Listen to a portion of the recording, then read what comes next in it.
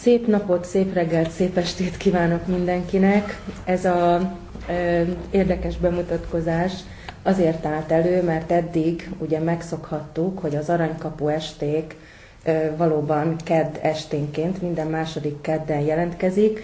Ahogy azt mi már több csatornán, fórumon, hírlevelekben próbáltuk jelezni, a műsoraink egyrészt kibővültek, ebből következően megváltoztak, és ezért itt most ugyan délután van, de mire ez a műsorunk, ami innentől kezdve, ettől az adástól kezdve felvételről és nem élő műsorként fog működni, én nem is tudom, hogy ki mikor nézi meg. Ez február 15-én, 16-án kerül adásba ez a műsorunk, reggeltől estig folyamatosan megy, és azt a Lélek TV honlapján nagyon könnyen nyomon tudja követni, hogy utána az archívumból bármikor önnek tetsző időpontban mikor tudja megnézni. Tehát szeretettel köszöntelek, Tünde, ismét, ugye Győri Tünde továbbra is a vendégem, mert egyre több az elvarratlan szálunk, a kibeszéletlen témánk.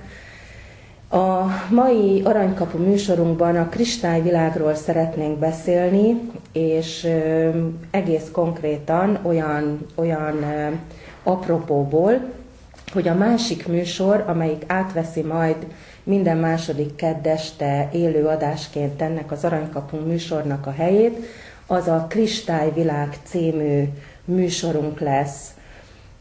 Én előzetesben, a hírleveleimben is nagyon röviden próbáltam bemutatni, hogy miért született meg bennünk is, itt a Lélek TV-ben ez az igény, hogy legyen egy más műfajú műsor. A Kristályvilág című műsorban mindig meghívok, mindig más és más olyan embert, akinek az élete, a gondolkodása úgymond nem földi, nem az átlagos földi értékrend szerinti, hanem mondjuk így mennyei értékrend szerint, hiszen a Bibliában is az van, ugye Isten mondja, hogy az én utaim nem a ti utaitok, az én gondolataim bizony nem a ti gondolataitok, tehát itt a mennybéli és a földi, ennek a téridőnek a működése, és erről fogunk nagyban beszélni, az, hát mondanom se kell önöknek, akik nézik ezt a műsort, hogy nem ugyanaz, hanem adott esetben teljesen más, hiszen erről szól ez az egész utunk, ez az átalakulásunk, ez a teljes átalakulásunk, hogy valami egész más értékrend szerint, más módon gondolkodunk, cselekszünk, létezünk, tehát ebben az Aranykapu műsorban most valószínűleg még egy jó pár alkalommal szeretnénk így párhuzamot kialakítani az új műsorral, a Kristályvilággal, és mi itt előkészítjük, vagy segítjük, vagy egy más szempontból jobban kibontjuk ezt a rettentő mély és csodálatosan összetett dolgot, hogy amiről annyi szó van a kristályokról, kristályrezgésekről, kristályvilágról. Tehát abban a műsoromban olyan embert szeretnék, aki valamilyen szempontból már egy kristályvilágot épít. Én nekem munkacímem a mai napig a számítógépemben úgy van, az Aranykapu könyv is, hogy Kristályvilág. Egészen az utolsó percig már nyomdába ment a könyv, én még mindig nem tudtam eldönteni, hogy Kristályvilág legyen a címe, vagy Aranykapu legyen a címe, hiszen szinte végig arról szól, akik ugye olvasták, azok nagyon jól tudják, elkezdődik és a harmadik könyv végéig több néven szerepel, de végül is ez a kristályvilág. Erről szeretnénk ma beszélni, hogy mit jelent ez a mennybéli rezgés, ez a kristályvilág, amiben a főhőseim ugye a föld alatt, de az nem csak a föld alatt van, nem csak egy láthatatlan, számunkra elérhetetlen valamiféle nagyon misztikus, mesés földi világ, az is, de hát pontosan majd kibontjuk, hogy a nagy kozmikus háló, a földháló, az ember is nagy energetikai szerkezet, kristály szerkezet, lehet, hogy a Föld magja is valamiféle kristály szerkezet, erről is beszélni fogunk, tehát ez a nagy összefüggés rendszerben, ebben a nagy hálórendszerben, ebben a nagy kristály szerkezetben, föld alatt, fölfelett, és ki tudja meddig, tehát ebbe az egész univerzumba, hogy vagyunk mi egymással összekapcsolódva. Éppen egyeztettük Tündével itt, hogy mind a ketten ugye felkészülünk külön-külön, és aztán megbeszéljük, és hát már nem is nevettünk, olyan természetes, hogy szinte azonosak a jegyzeteink. Úgyhogy kezdjük a tiéddel, hogy te neked mit mondott az, hogy kristályvilág, a könyvben esetleg melyik rész volt az, amelyik neked legjobban tetszett, aztán majd miután te is szóhoz jutsz, aztán majd olvasunk föl, hogy az Aranykapuban hogy is néz ki ez a kristályvilág. Igen. Hát ez egy nagyon érdekes téma, és nagyon nehéz téma is. Én nem vagyok egyáltalán szakértője magának a kristályoknak. Én úgymond most, mint neked laikus, ami eszembe jutott magáról a kristályvilágról, azt mondom el, ugye a kikristályosodás, mint igen, egy átalakulási folyamat, az neked is megvolt. Igen. Akkor, mint ugye most nagyon divatos ugye a kristálytest, a kristálytudat, a kristály szív kialakítása, mint ugye kristálygyűjtés. Én ismerek embereket, akik egész batyúnyi kristállyal járkálnak egyébként. És 12 DNS virághoz kapcsolódó DNS kristályok, akkor ugye a víztisztítása szintén ugye kristályokkal, akkor kristályokkal védelmi rendszer kialakítása, a támadó rendszereket most hagyjuk. Én jegyzetelek, olyan jó dolgok hangzanak el, és akkor megpróbálunk ide visszakapcsolni, hogy itt ne felejtsük el. Tehát én felírom például, hogy védelmi rendszer, ez nagyon fontos lesz erről beszélni. Akkor a gyógyítást is szokták ugye kristályokkal, főképp ugye hegyi kristállyal. És maga a földszerkezet, amit már úgy szintén említettél, hogy az is egy kristályos szerkezetű, majd erre kitérünk bővebben, hogy ez milyen... Itt egy mondatot. Mondatok? Vagy te is mondjál, és én is mondok egy mondatot, például mert az, hogy el fogjuk felejteni. A meditációban sikerült egyszer bejutnom ebbe, vagy többször is ebbe a kristály magba, ami végülis a föld szerkezete, nem csak nekem, többeknek is, és ugyanaz volt a meglátás. Ez egy gyönyörű, szép kristályrendszer, ahol úgy vannak elraktározva az embereknek az adatai, hogy ilyen kristálylapokon, amiket ki lehet húzni. Természetesen szigorúan vissza kell tenni, mert akkor visszaélés lenne. És a tiédet kihúztad? Nem, én érdekesen nem az enyémet húztam ki, hanem másokat. De neveket nem mondunk most. Anonimitet, de hogy ez egy nagyon érdekes rendszer, és senki nem gondolná, hogy a Föld magja is egy olyan különleges kristályrendszer és egy élő rendszer, hogy egyáltalán nem statikus rendszerről van szó. Netán olvastad az orosz tudósoknak a publikációját? Nem is tudsz róla? Nem tudok róla. Akkor most hadd mondjam ide azt az én mondatomat, amit akartam. Ezt most a legutóbbi, most Pilisvörösváron volt egy 2 napos ilyen piramis hétvége, január 28-29-én, ahol én is kaptam egy előadásnyi, jó hosszú előadásnyi időpontot, és ott fel is került az előadás anyagba, nagyon sokan meg is lepődtek, hogy már a 60-as években 3 orosz tudós az akkori Komszomol újságban a Kemiai Zsizny, azt hiszem a Kémia és Élet című folyóiratba publikált. Tehát ez egy nagyon komoly tudományos publikáció, aminek az a címe, hogy a Föld egy hatalmas kristály. Tehát itt már azt is meghaladták, amin ők előtte, az oroszok többek között dolgoztak, és ugyanez az orosz csapat volt az, akinek én nagyon szerettem, ez az interneten is megvan, a Föld elektromagnetikus hálószerkezete, tehát ez így ilyen rács, amit ők, amit úgy kell elképzelni, hogy a glóbuszra így ráképzelnek egy ilyen rácshálót, ez az elektromagnetikus rácsháló, és tökéletesen ezek az ősi szent helyek, ezek a furcsa, megmagyarázhatatlan építmények, vagy netán, mint a Bermuda háromszögi eltűnések vagy parajelenségek, ezek mind vagy egy olyan vonalra, meccéspontra, keresztpontokra, vagy egy-egy háromszög szerkezetnyi területbe, tehát valami furcsa ugye, anomáliák, amik történnek, ott valami nagyon furcsa elektromos, magnetikus működések vannak, tehát amit te láttál akkor meditációban, azt dokumentálták többek között már a 60-as években orosz tudósok. Igen. Na őket főleg a 60-as években mondjuk ilyen nagyon elvont dolgokkal nem lehet megvádolni.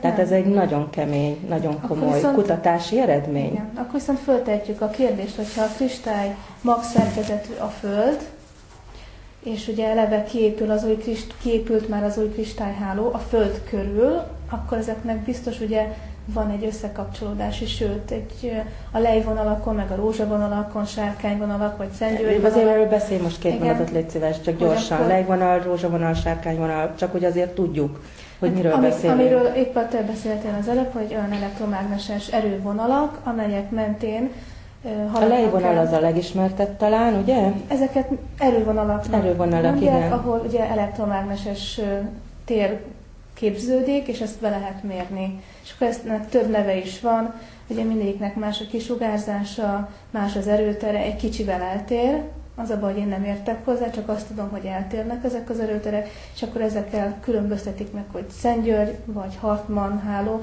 de most mi inkább csak a simán az erővonalakról beszélünk, azokról a rózsavonalakról, amelyek mentén Miért rózsavonalaknak hívják, ezt nem tudod véletlenül? Az én elképzelésem, és ez az én véleményem, hogy... Tehát ezt így nem lehet megtalálni, hogy miért rózsavonal a neve? De biztos meg lehet találni. De hogy rózsavonal szerintem, mivel hogy a földanyához kapcsolódik, és a Máriasághoz, én nekem ez egy... Tehát valami olyan másfajta minőségű energia. Igen, amit a rózsa képvisel. Aha. De az egy szakrális térgeometriai rendszer, amihez... Tehát egy szimbólum rendszerről beszélünk, és ha már itt tartunk, ez is most nekem egy nagyon izgalmas új dolog, vagy kihívás, vagy legalábbis gondolkodás.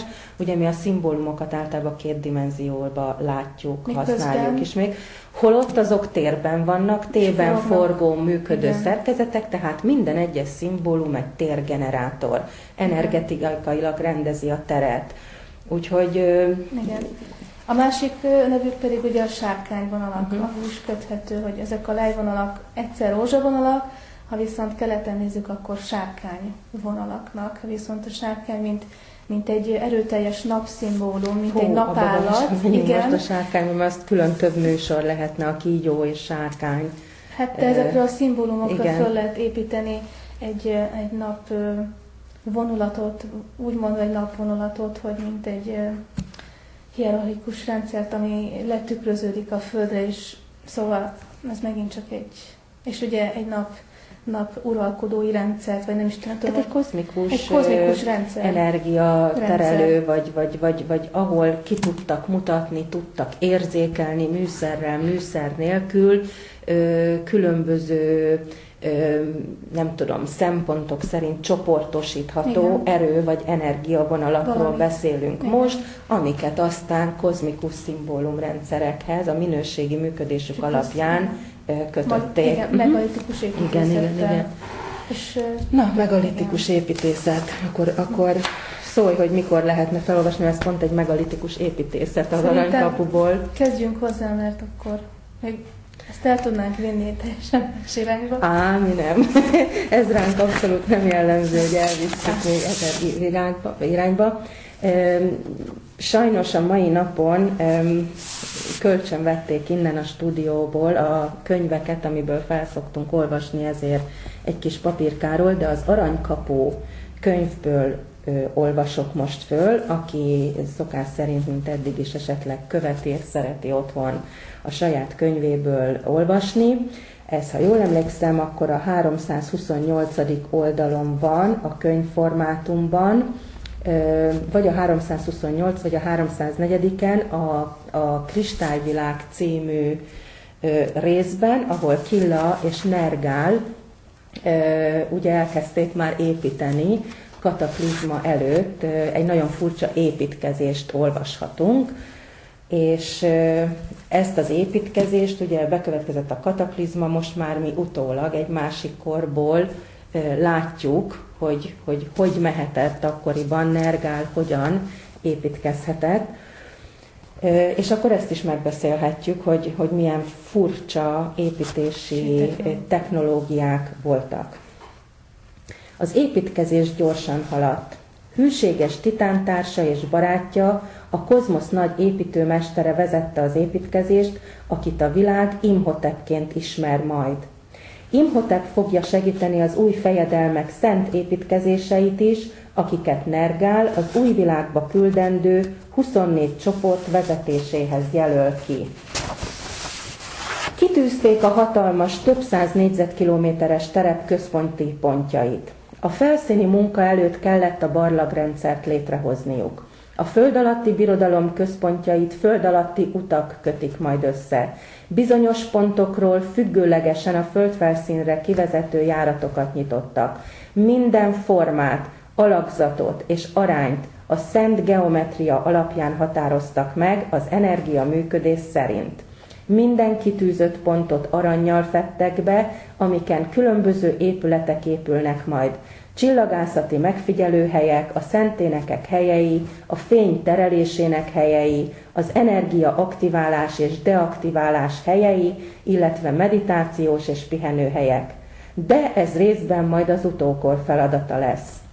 Nergál az egyes pontok fölé nem látható kristályhálót helyezett, így azok egymással is kommunikálhatnak, jeleket, üzeneteket közvetíthetnek.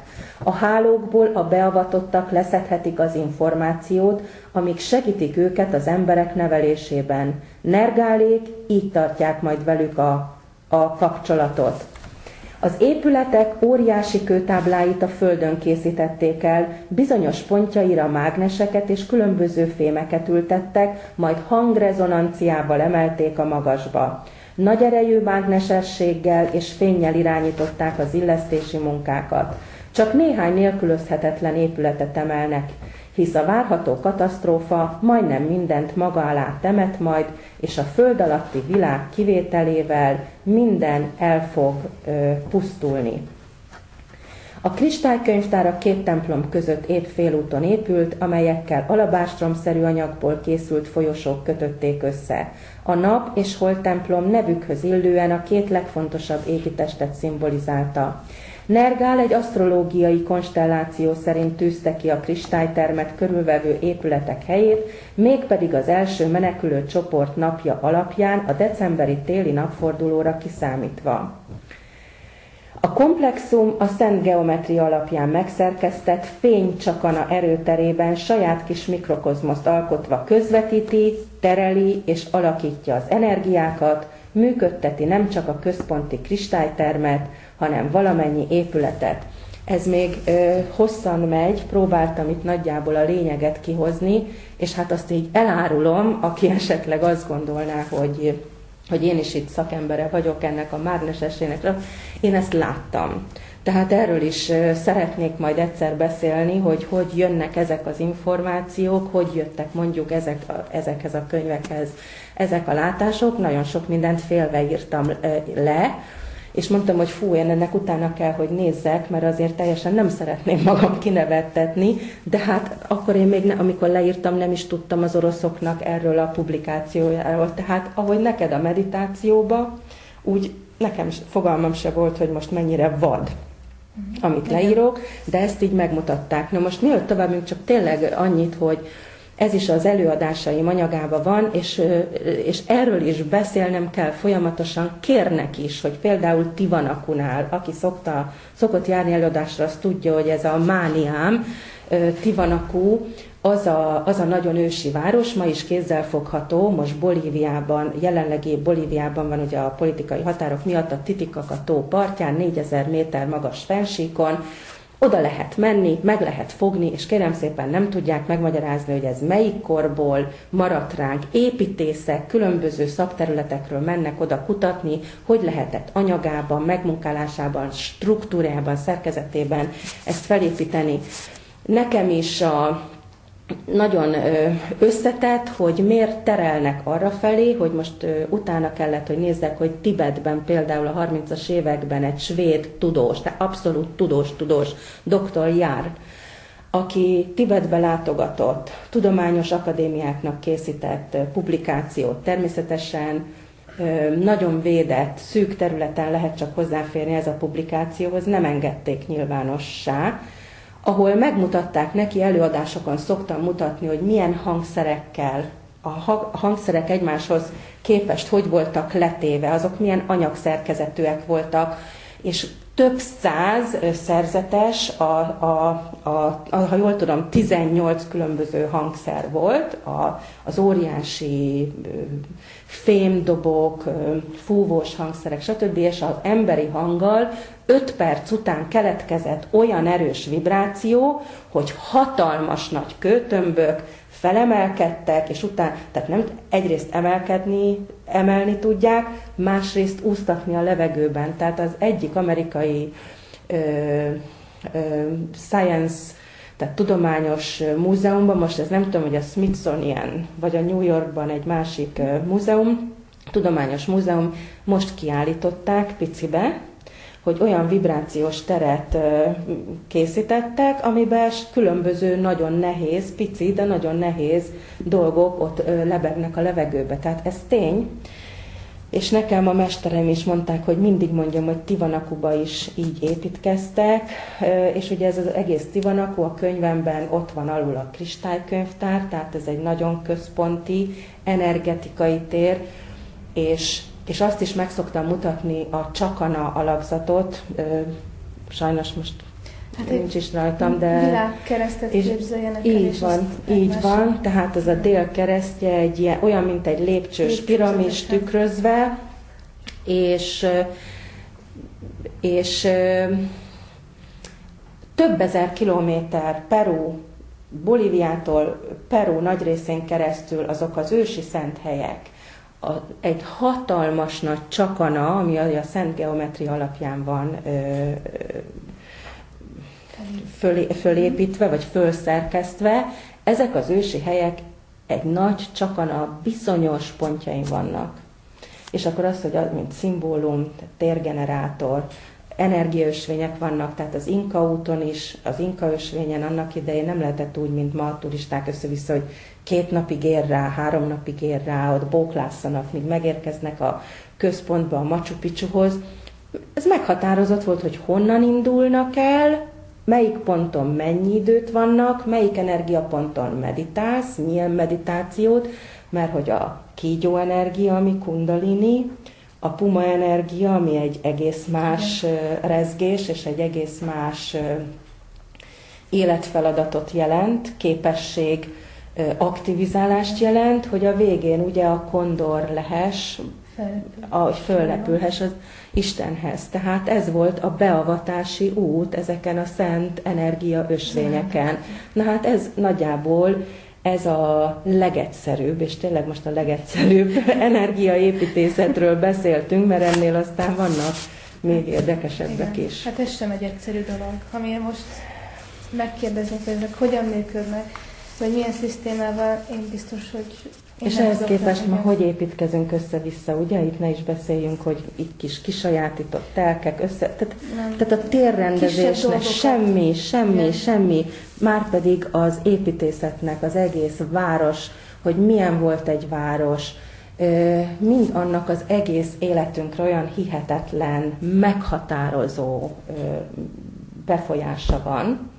A mai ember, a nagyon modern, nagyon beképzelten modern mai ember gyakorlatilag semmit nem ért, semmit nem tud, építészetileg semmit nem használ, hát azért, mindezekből az ősi tudásból. Azért itt Pesten is, meg Szegeden is, én csak 2 példát tudok erre felhozni, hogy Szegeden maga a város struktúra úgy van összeépítve, úgy van megépítve, megtervezve, hogy egy napformát. Szóval még az óváros, ott a Széchenyi tér környéke, az valahogy úgy van olyan sugaras kialakításban, hogy egy napszimbólum, hogyha föntről látnak, akkor egy napszimbólum jön ki.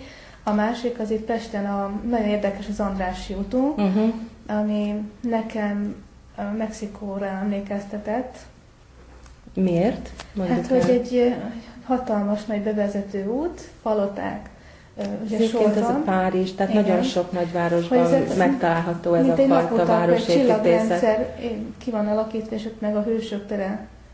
Hát állítólag azt fel is lehet térképezni, tehát nem véletlenül, hogy Párizsban is miért ott van a diadalív, miért ott vannak a sugárot, a bizonyos emlékművek, tehát azok is energiavonalakon, energiapontokon, tehát valamit tudtak, még a régiek, amit ma már ki tudja, lehet, hogy direkt nem hagyják, most nem menjünk ilyen üldözési, meg összeesküvés elméletbe, de hát ugye ezzel a boldogságot, a jó érzést, az egészséget is lehet erősíteni, illetve tönkretenni, teljesen szétforgácsolni, így lenullázni, ahogy a mai életet ugye bekényszerítik ilyen teljesen élhetetlen lakóterekké, nem is tudom már ezt lakótereknek hívni, ahogy ma. Hát a lakótelepek nem. Ma kényszerítenek emberek millióit élni.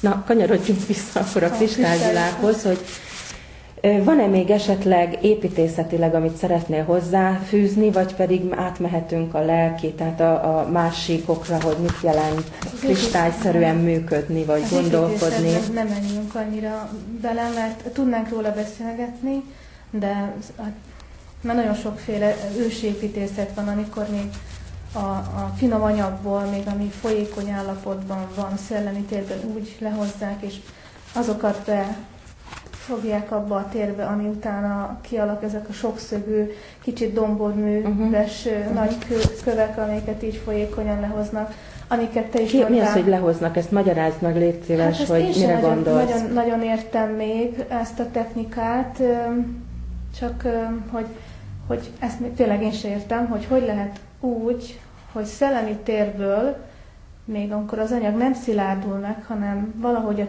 ugye ez tudatukkal építették az épületeket. A tudatukkal is tudták mozgatni. Mondjuk úgy, hogy a régiek, nem tehát mondjuk piramisokat? Vagy mire gondolsz?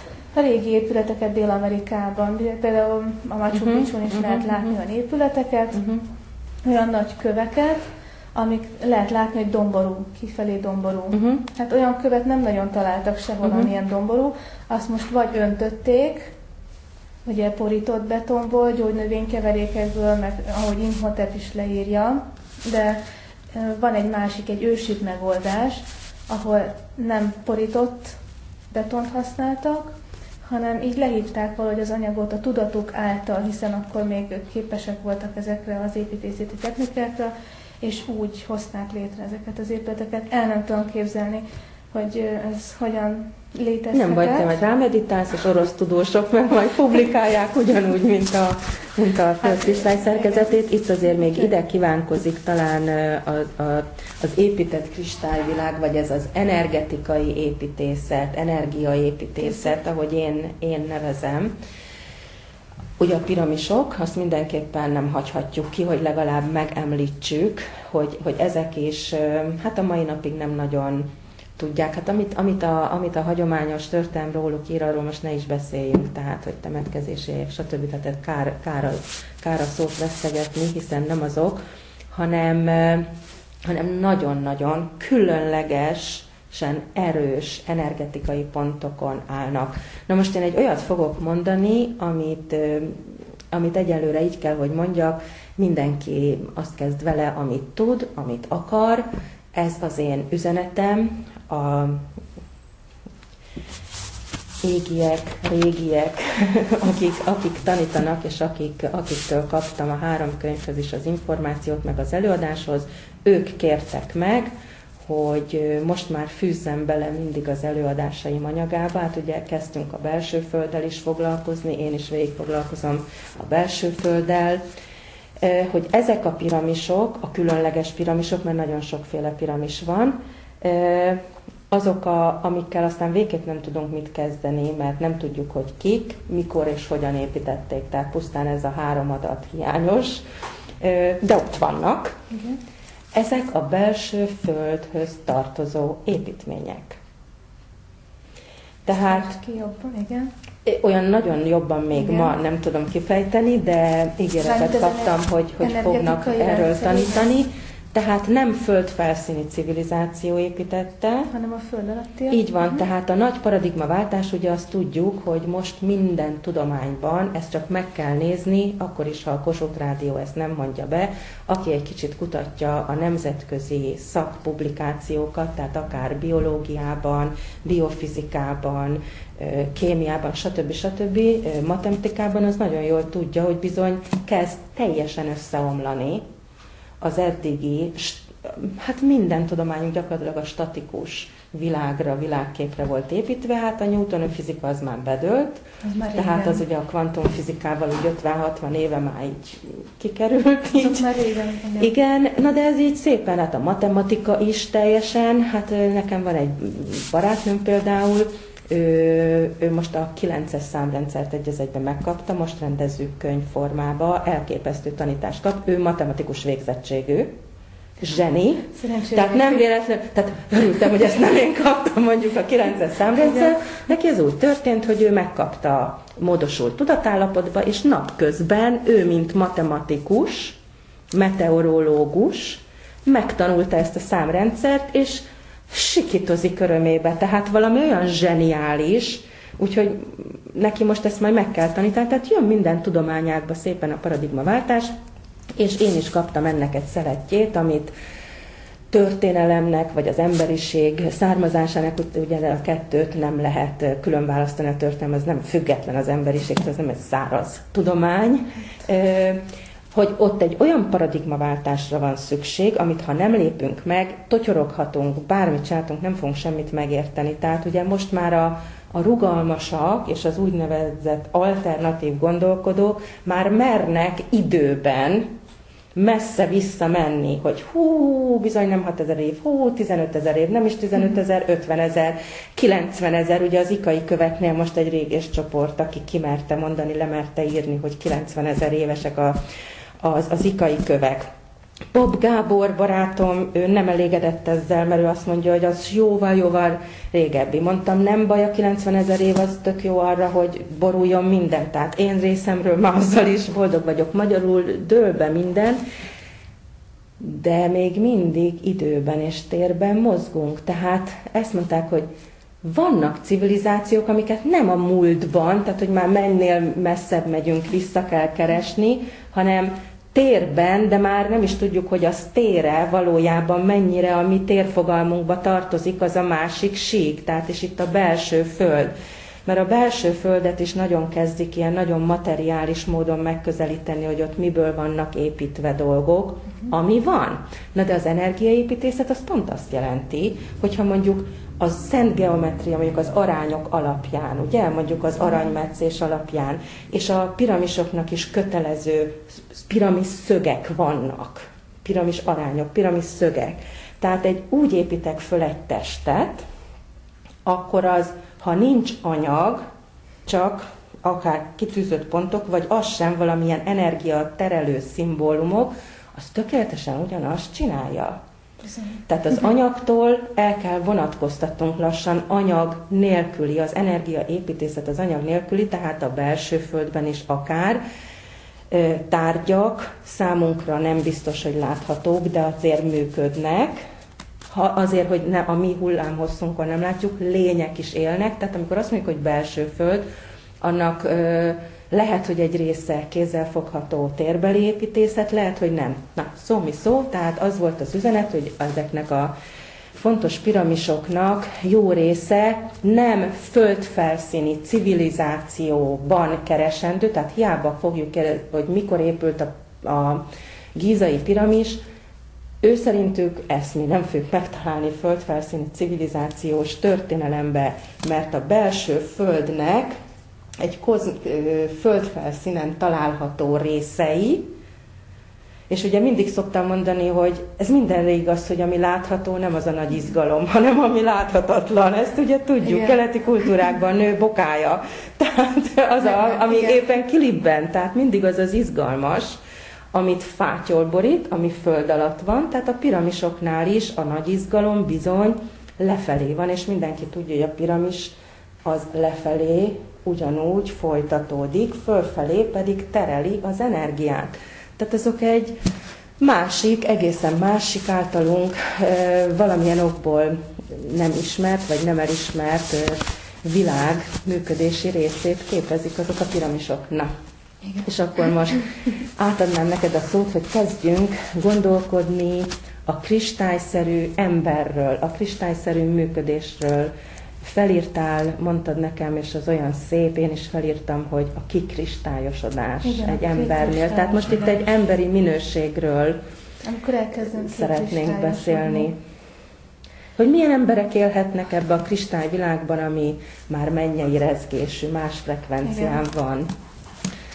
Ez úgy szintén egy nehéz dolog erről beszélni, mert teljesen el kell felejtsük úgymond az eddig tanultakat, mármint jó, hogyha megtanultuk, mint például ugye a történelmet, mondjuk most egy példa, hogy a történelmet, hogy arra rá tudjuk építeni, vagy be tudjuk tenni a helyes fakba a jó részét, mert különben nem tudnánk hova tenni. Hogy például miről beszélgetünk mi is, akkor nem tudjuk, hogy például mikor élt Nagy Károly, akkor azt az idő intervallumot nem tudjuk átfogni, tudatilag, mert nem tudjuk, hogy hova kell tenni. Ha viszont tudjuk, akkor a helyes részeket, hogy létezett, vagy nem létezett, vagy mikor rabolták fel a kincseket, hogy hova kell. Na, szóval csak ennyit, hogy ugyanígy van ez az ezoterikával is, meg ezzel a kristály tudatossággal és a testtel is szerintem, hogy a tudatosságunk megemelése, kitisztítása, és az új Krisztus hálóval való kapcsolat kiépítése tudja elősegíteni talán azt, hogy a magasabb frekvenciákhoz közelebb jussunk, vagy be tudjuk magunkat vonni, de ez egy kicsit már nem olyan meditáció, hogy ülök egy fél órát egy helyben és elmélkedem, hanem már ez egy gyorsabb folyamat, hiszen nagyon felgyorsult a világunk. 2011-ben is már nagyon gyors volt, most 2012-ben meg már nem is beszéljünk róla. Nyilván az érzékeléssel van a gond, tehát nem egy konkrét... hogy valami hihetetlen időben vagyunk, hogy egyszerűen úgy telnek a napok meg az órák, hogy felfoghatatlan, legalábbis az én részemről így van. Hogy... Azért én kipróbálnám, hogyha kiülnék egy mezőre, akkor vajon ugyanúgy telne, vagy csak mi élünk abnormálisan. Tempóban, igen. De hogy ez már egy cselekvő dolog, hogy nem kell fél órát ülni, hanem igenis, amikor a tehát változik a meditációs... Mert nem csak a meditáció, hanem az ezoterikus, úgymond idézőjelben ezoterikus, mint akkor most ki kéne fejtsük, hogy mi is, hogy ezoterika, és mi az, hogy exoterika. Inkább ezt nem. Inkább szerintem ezt már akik hallgatnak minket, azok túl vannak ezen. Hogy ezek a rendszerek is változnak, hogy változik a testszerkezetünk, változik a fénytestünk. Ugye sokan ezt így elhűlve hallgatják, igen. Tudom még az én környezetemben is, ami már azért elősen limitált. De amikor így elkezdünk arról beszélgetni pontosan, hogy mi is ugye szénatomokból, tehát az az alap, az alap anyagunk. Tehát az, hogy amint fent úgy lent, amilyen a mikrokozmos, olyan a makrokozmosz, itt a nagyon ősi bölcsességet, ami már elcsépelt. Tehát mi ugyanúgy csillagporok vagyunk, tehát és a kozmosz gyermekének lenni, tehát ugyanúgy csillagközi lények vagyunk, tehát itt nem kell science fiction filmekre gondolni, mi vagyunk azok a csillaglények, a kozmosznak a részei vagyunk, az energiarezgésünk, a felépítésünk, a leg nem is tudom hova menjek, mert hogy nincs sejt. Tehát a sejten túlmegyünk, akkor kitárul ugye a mikrovilág és a nanovilág, és rájövünk, hogy anyagszerkezet nincs, tehát a sejtünkön túl kozmikus rezgésekből állunk. Minden mozog bennünk, igen, hogy a legparányibb atomunk is olyan őrült gyorsan mozog, rezeg, pulzál, és ilyen hullámokban... Tehát gyakran igen, hogyha a kozmoszban ugye, tehát ez nem egy statikus világtér, itt elmozdulások, mozgások, iszonyú energia, örvénylések vannak, amik hatással vannak erre a Föld nevű bolygóra, ami úgy néz ki, hogy egy hatalmas kristályszerkezet, rengeteg energiát elnyer, generál, felerősít, stb.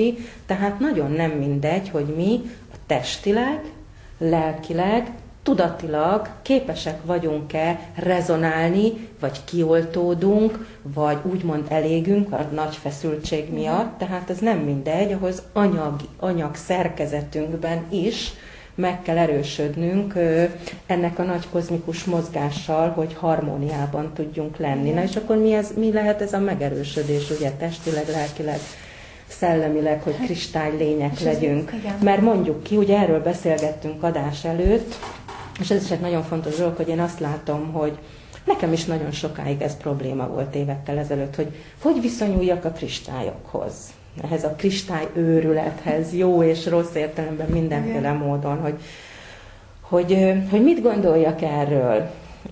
És akkor beszéltünk erről, hogy mondjuk a kristálygyógyászatban is, tehát azért bátran mondjuk ki, hogy persze jobb, mint egy gyógyszerméleg, de azért egy kristály is egy külső dolog. Tehát mivel mi kristálylények vagyunk, mi képesek lennénk olyan csodálatos, tökéletes energetikai kristályá alakulni, hogy ne legyen szükségünk se gyógynövényes, hát gyógyszerről már nem is beszélünk, se kristályos, semmiféle külső dologra ahhoz, hogy tökéletesen tudjunk működni. Ebbe beletartozik a betegség nélkül, stb. Minden. Nekem például volt egy gyönyörű, pár évvel ezelőtt kaptam ezt a tanítást, nem is tanítás volt, látás, minden együtt, mikor mesterem, aki nincs ilyen testi formában, megkérdezte, hogy tudod-e, Ági, hogy honnan van ez a közmondásatok, hogy az ember egy csiszolatlan gyémánt. És akkor egy gyönyörűséges embert, még egy külön csodálatos gyémánttal mutatott meg. Akkor ő nekem a szívről mesélt, és a szívről mondta, hogy természetesen az egész testünkre igaz az energetikai rendezettség, az, ahogy Jézus mondta, kezdődik a gondolatokkal. Hát, hogyha minden gondolat energia, minden gondolat térrendező, energia térrendező. Amit gondolunk, az nekünk energetikailag rendezi a terünket, sejt és aura, tehát belülről kifelé. Ez a gyémánt, azt mondta, hogy a szív, amiről azt hiszem a következő műsorban fogunk beszélni, például a szív, mint gyémánt, milyen csodálatos. Az a saját személyes dimenziókapunk. Tehát a szívbéli cselekedetek, a jóságok, és ezt egyébként a tibeti, a buddhista tanoknál ez a belső ösvény. Ezek a gyémántút például. Tehát, hogy miért kell mondjuk nagy lelkűnek, megbocsájtónak lenni, azok hatalmas energiák, energiaműködés, hogyha te képes vagy ilyen gondolattal, ilyen cselekedettel, ilyen megnyilvánulással lenni, az gyakorlatilag téged rendez a legjobbá. Tehát mindig oda lyukadunk vissza, hogy saját magunknak tesszük a legjobbat, igen. Amellett, hogy mindenki másnak, de ha saját magadat nagyon szereted, akkor legyél jó másokhoz, rettenetesen. Igen. És itt van az a krisztusi tanítás, amit kibonthatunk kvantumfizikai nyelven, vagy egész másféle nyelven, hogy micsoda hihetetlen kozmikus tudást és bölcsességet jelent ezeknek a nagymestereknek, vagy Krisztusnak csak egy-egy szava, hogy mit rendez rajtad, miért mondta ezt, és én ezért szoktam mindig mondani, hogy nagyon jó dolog ezeket tudni, de aki csak szerint él, annak tökéletesen alakul a kristályszerkezete, a tudata, és az tökéletesen pont Isten útján, mennyei frekvencián jár. És manapság meg ugye elment a hangsúly, a tudás, hogy már mindenki elkezdi boncolgatni, hogy milyen molekula, hogy van a kristályszerkezet, ezt jó tudni. Persze. De ha nem működtetjük. Igen, akkor nem érünk vele semmit.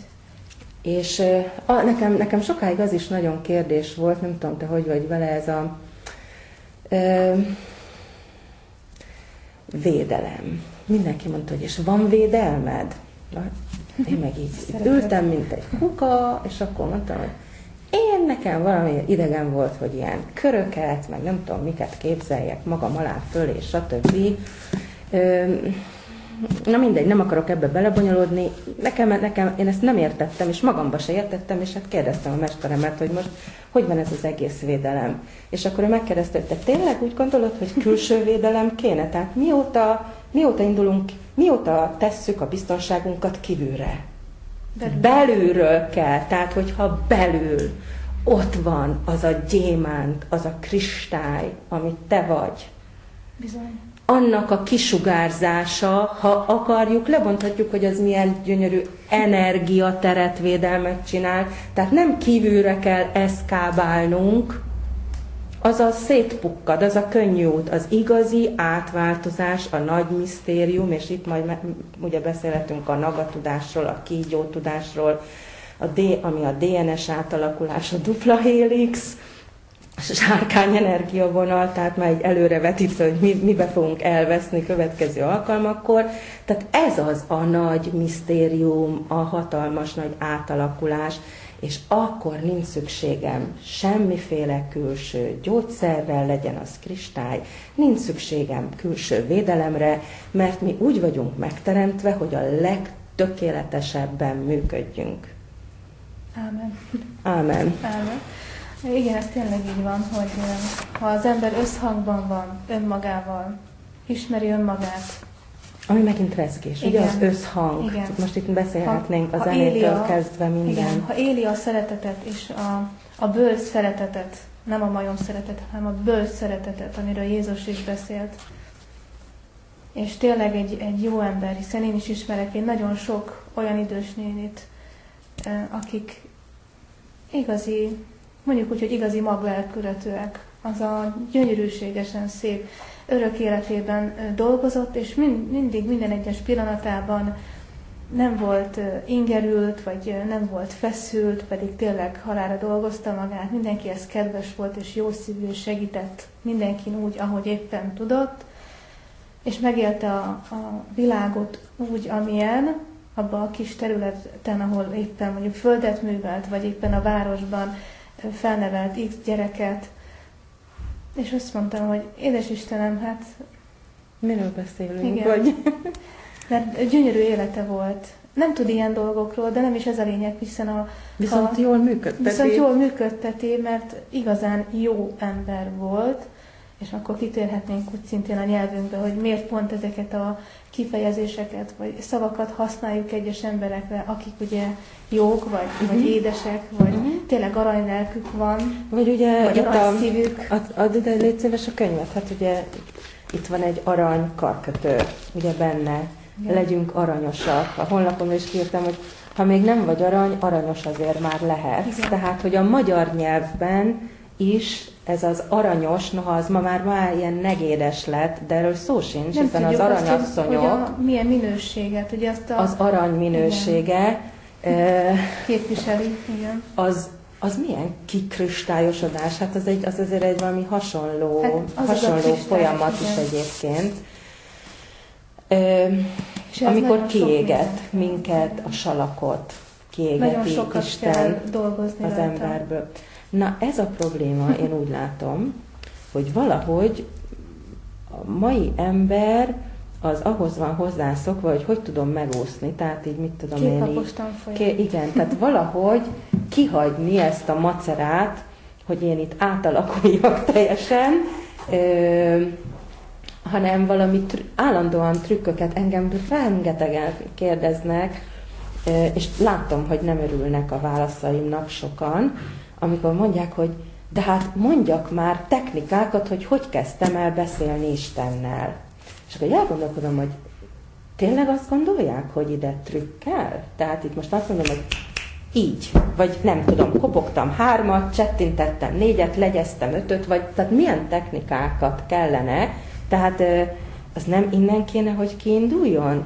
Egy vágy, egy keresés, hogy ennyi az élet, tehát ezekkel az alapkérdésekkel, hogy ennyi az egész, és akkor kibontódik, és egyszer csak meghallasz valami mást, nem? És akkor azzal kezdesz ismerkedni, felismered magadban. Ebből más világból ki az, mi az, igen. Akinek érzed az erejét, mert hát azért ezek nem elvont dolgok, tehát akinek kapcsolata van az a Istennel, azzal a csodával, amit Istennek nevezünk itt a Földön, mert alig nem is tudjuk megfogalmazni, lefordítani, hogy mi ez. Tehát az egy nagyon komoly erőtér. Hát egy ahol a csodák bizalom, megtörténnek, igen. ugye, hát ebben ez az egy erőtérben. hatalmas bizalom is kell, meg az, hogy felismerni magunkban azt, hogy mi az, amit én felismerek, hogy az én rossz szokásom, vagy olyan dolog, amit nekem el kell hagynom ahhoz, hogy fejlődni tudjak. Ahhoz, hogy tényleg én magamat felemeljem magasabb rezgés szintre, de ahhoz fel kell ismerni, hogy igen, ez rossz bennem, és ezt én meg akarom változtatni, és ez nem egy nap, lehet, hogy nem 2 nap, de szóval dolgozni kell. De itt jön be a nagy kérdés, hogy milyen célból? Én azt szoktam kérdezni, hogy miért akarsz te megtapasztalni dolgokat? Isten, mire? Kíváncsiság. Az ember kíváncsiság. Oda szánod az életed? Mert akkor meg fogod tapasztalni, hogy elhangzik az a bűvös szó, hogy legyen meg a te akaratod, amire az ember rájön, ez a legcsodálatosabb. Tehát így van, a szolgálat. Igen, az, hogy na de mi az, hogy szolgálat? Hát az amit gyakorlatilag, hogy megint ne nyissunk itt egy másik műsort hirtelen, tehát ami felső énünk, ami még a tudatunk nem ebbe a téridőbe besüllyedt részünk, ez egy részünk, ugye, ami egyre finomabb, rezgésű tereken, idézőjelben, síkokon halad keresztül, amikor kinyílunk és elkezdünk építeni fölfelé. Most megint milyen fura, ugye fölfelé vagy lefelé, ez ugye nem létezik igazán, ez csak a mi gravitációból következő térérzékelésünk. De elkezdünk mondjuk fölfelé építeni utat, és akkor saját magunknak egy-egy újabb szintjét vagy részét ismerjük meg, amit ilyen isteni résznek szoktak nevezni. Tehát ez az, amikor rádöbbensz, hogy a legyen meg a te akaratod, az, hogy az még nem bezárult, leszűkült részed, mit készített el, milyen tervet, feladatot saját magamnak, és megint itt vagy állandóan saját magunkat ajándékozzuk meg ezekkel, mikor erre rádöbbenünk, hiszen maga a teljes szolgálat, amikor feladom a Golenya Ági 2-es számmal, hogy hívják ezt, személyi számú, lakcímű egónak a beszűkült térlátással kovácsolt élete, azt mondja, hogy ez. Hát én valami egész mást akartam itt csinálni, és akkor meglátod, hogy igazából mi az, amire elkezd rögtön képességeit kialakulni. Igen, de ez felelősség is egyben. Hát nem véletlenül. Ez a tudás, ugye ez a tudáshatalom, de nagy felelősség is. Mert hogyha tudod, akkor választhatsz, hogy maradok a beszűkült világomban, vagy most már tudom, hogy van más is azon kívül, és akkor nyitok. Ugye Krisztusnak, igen. Megint Krisztusnak, vagy a Bibliában nagy igazságok, hogy akinek sok adatot, sokat kérnek, attól számon. Bizony, a felelősség. Tehát utána már, ha te tudod, hogy mit csinálsz, igen, akkor azt bizony neked már. Tehát aki úgymond nem tudja, vagy tudatlan, persze, az egész más súllyal esik latba. Egyébként most látom, hogy leírtam az adás elején egy védelmi rendszer belső, és milyen szépen elmondtam, vagyis eljutottunk oda, nem? Hogy elmondtuk, hogy ne védelmi rendszert sem kívülről építünk, hanem belülről. Meg hogyha valaki ebben él, ebben a tiszta energiában, tiszta szeretett energiában, ami nem egy majom szeretet, hanem egy bölcs szeretett világban, és azon kívül, hogy még fejleszti önmagát, mert valljuk őszintén, mi is folyamatosan fejlődünk, hiszen nekünk is szükségünk van ugyanúgy kontrollra. Én most magamról beszélek, hogy igenis nekem is mindig kell, hogy tényleg. És önmagamat is mindig fejlesztenem kell. De hogyha valaki ebben él, akkor egy idő után igen, a védelem. Az nem gondol rá, hogy szüksége van. Én is gondolom, hogy miért kéne hát naponta állandóan Istennel beszélek, felajánlom magamat, és kérdez, hogy nem is kellett. Lehet kérni, de hogyha kér is az ember, akkor is úgy kéri, hogy kérlek, édes Istenem, vagy boldog asszony, teljesen mindegy, mindenki, ahogy éppen szereti kérni ezt a védelmet, hogy oltalmazz engem. És ez egy szívbéli szeretet kapcsolatban tökéletes védelem, tehát nem kell izgulni, igen, hogy most háromszög, vagy nem tudom, miket kell felrajzolni. Igen, én sem. Még én itt felírtam magamnak egy érdekes dolgot, nem tudom mennyire emlékszel, az első könyv végén.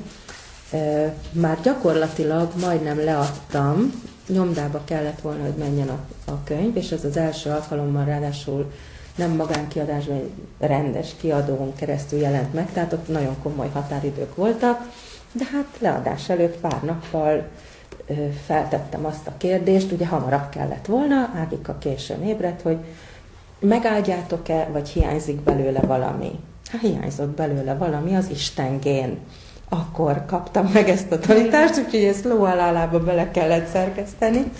Ez egy, mindegy, nehéz munka volt, de megtörtént az első könyvnek a végén, az Aranyaszony útjában, az Istengén, amikor igen, olvastuk, de hát azt nem győzöm, hátborzongató, egyszerűen, és én nem is szeretem, nem is kell. Biztos lehetne, de felesleges ezt jobban szétcincálni, hogy ez most genetikailag pontosan megérteni, hogy mit jelent. Nem ez a lényege. A csodája, amikor ezt nekem így elmondták, egyébként az isteni, a legmagasabb tudások mindig azok az aha élmények. Tehát amikor az ember megvilágosodik, akkor soha nem úgy kezdődik, nem az az élmény, hogy hú, de bonyolult, leizzadok, hanem milyen egyszerű, nem? Tehát ez az egész, ez a nagy transformáció, átalakulása végül is az édenkerti komplikált helyzetre, ami történt, amit megint csak külön nagyon érdemes lenne jól kivesézni és körbejárni, megszimatolni, hogy mi történt ott az édenkertben, hol volt az édenkert, mi történt ott, milyen volt az első teremtett pár, hiszen nem volt halandó. Tehát itt ezek hatalmas izgalmak. Ott van a kígyó, és ugye ez a kígyó, ez mindig ott van a legmagasabb beavatott misztériumiskolákba, tehát ennek a kígyónak valami borzalmas, meghatározó szerepe van az ember életében. Na és akkor ez az aha élmény, hogy Istengén. Ugye a kereszténység úgy tanítja, az újjászületés egy új ember. És ez nyílott ki, hogy a szüleinktől kapjuk a gént, az ő hasonlatosságukra, aki Isten gyermeke, az Istentől, Isten gén szerint, és a Biblia is azt mondja, hogy itt már nem a férfi akaratából, hanem akik Istentől születtek, azok az új emberek, és az úgy mondják még a régi zsoltárok is, hogy új szívet adtál, új szemet adtál, tehát ott valami nagyon durva dolog történik, tehát ezt vegyük nagyon komolyan, amit a kereszténység is, de mindegyik vallási nagy tanításban benne van, hogy ott valami nagyon durva dolog történik, amikor ez az Istengén aktiválódik.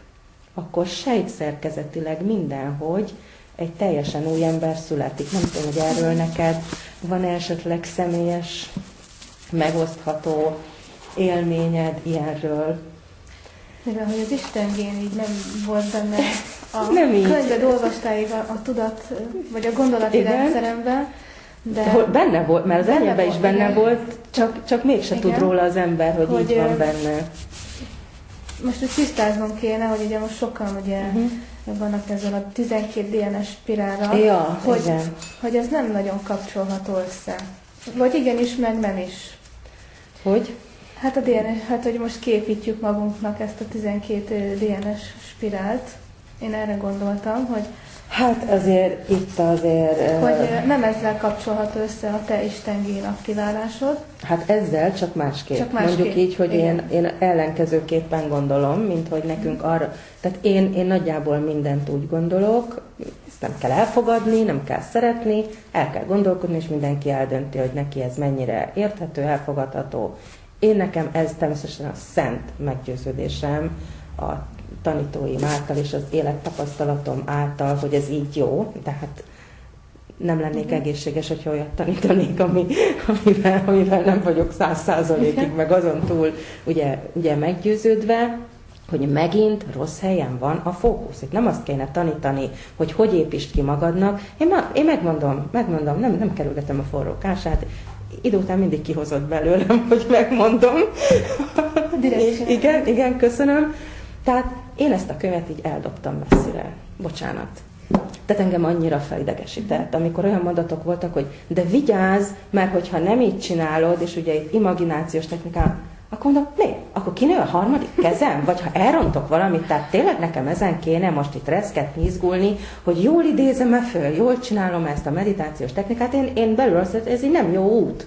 Lehet, hogy igaz, nem azt akarom kétségbe vonni, hogy amit ők leírnak, hogy az hogy működik folyamatában, és mi történik, tegyük föl, hogy az pont úgy igaz, ahogy leírják. Oké, és akkor nem erről szól a dolog. Tehát amikor Jézus is azt mondja, hogy a fókusz nem mindegy, hogy hol van. Tehát neked nem azzal kell törődni, hogy kell ezt kiépíteni, mert az nem a szíved, az a mentál részed, az elméd.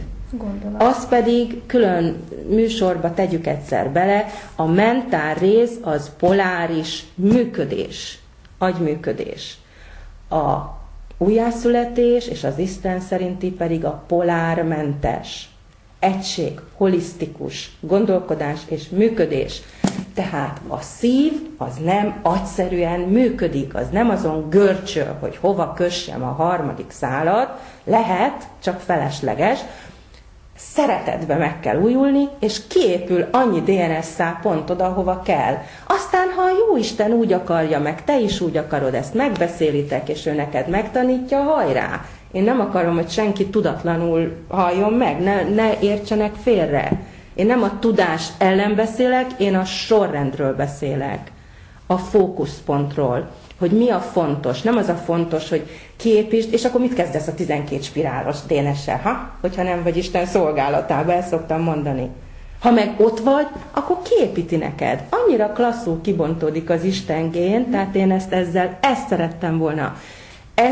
Ezt az ajándékot, amit én kaptam, ezt a látást, hogy nem görcsölünk, nem izzadságszagú tananyag. Nekünk nem is kéne tanulni, nekünk a felejtésből kéne, a bűvöletből kéne felébrednünk, és egy pillanat alatt megértenénk mindent. Ehelyett mi ülünk, tanulunk, poláris agyműködéssel próbáljuk felfogni a dolgokat, holott Isten nincs, nem poláris, nem duális, semmi, az egy holisztikus működés. És most megint jött, még most múlt szombatra, már lassan vége az időnknek, de még fogok neked hagyni utolsó szót. Nyugit. Nem is szeretem belőled kihozni ezeket. Igen, tehát én csak így zárójelben sokan szokták mondani, hogy szegény Tündit megint nem hagytad. Igen, de igazából a Tünde mondta, hogy ő azért vállalkozott erre, hogy belőlem kihozta ezeket a dolgokat, igen. Tehát én nem bántani akarom a Tündét, vagy itt elhallgattatni, hanem így ebben maradtunk nagyjából.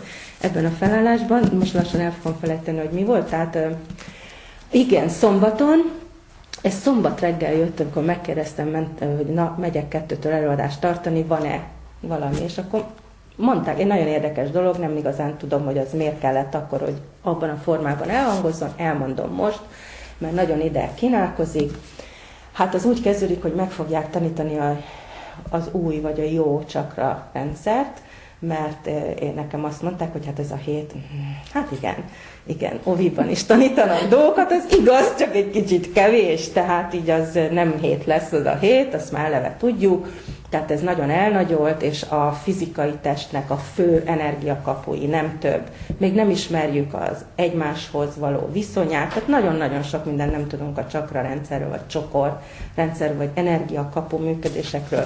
De egy nagyon érdekes dolog, és most csak tényleg az, hogy mindenki így játszon a gondolattal, kérjen isteni segítséget, meditáljon ezen,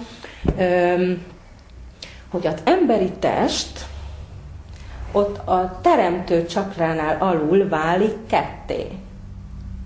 polarizálódik, bomlik meg az egység. Tehát ott az a teremtő csakra, amit egyébként nagyon helytelenül, meg nem is oda tesznek, tehát az a gyökér, és amit szexcsakrának nevezik, az a kettő, tehát a gyökér az nem az lejjebb van, és az már egy múltonkhoz kötődik, nem a mostani energiatesthez, mindegy. Tehát az alsó részű nagy energia működésünk, mondjuk így, ott kezdődik bizony a teremtés, és akkor megint kéne külön legalább egy műsorba a szexualitásról, a szer elemről beszélni.